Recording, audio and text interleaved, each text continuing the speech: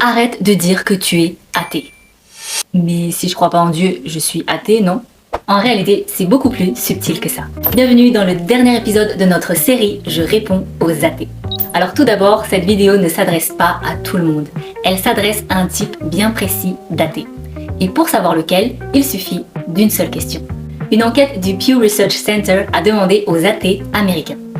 Si Dieu se révélait à vous d'une manière indiscutable, deviendrez-vous croyant? Résultat, 54% ont répondu non.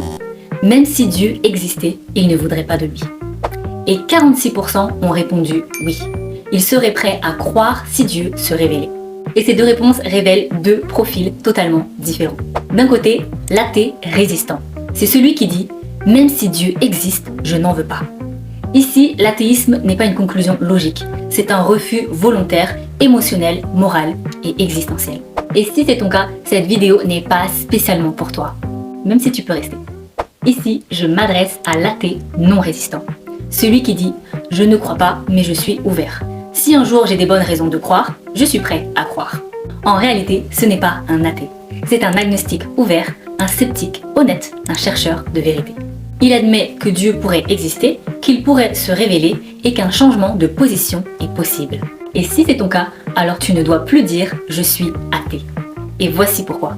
Le mot athée signifie littéralement « sans Dieu », exclu de Dieu, en dehors de toute réalité divine.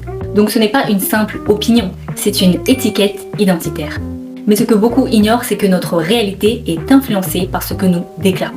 Des études en psychologie cognitive ont montré que la manière dont on se définit influence profondément nos comportements, nos décisions et même nos performances futures. C'est ce qu'on appelle l'autocohérence identitaire. En fait, quand tu dis « je suis quelque chose », ton cerveau se reprogramme pour être cohérent avec ce que tu déclares. C'est mesurable, reproductible, scientifique. Et ce n'est pas tout. Même nos gènes réagissent à notre identité verbale. Le professeur Steve Coll a démontré que les paroles négatives, les identités fermées, le rejet intérieur activent des gènes liés au stress et à l'inflammation.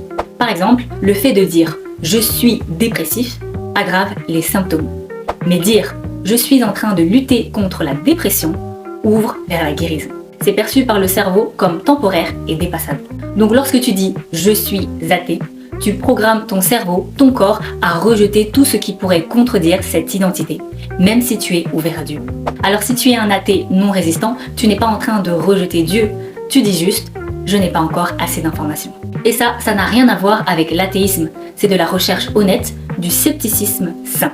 Alors désormais, dis-le différemment. Je suis agnostique, je cherche la vérité. Si Dieu existe, je veux le connaître.